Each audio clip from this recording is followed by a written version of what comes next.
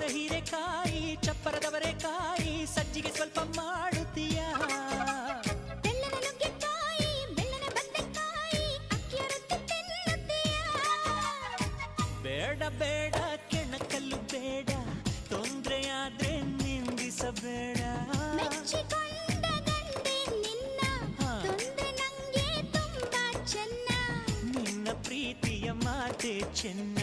ಮಲ್ನಾಡಡಿಕೆ ಮೈಸೂರು ವಿಳದೆಲೆ ಬೆರೆತರೆ ಕೆಂಪು ಪೋರಿ ನೀ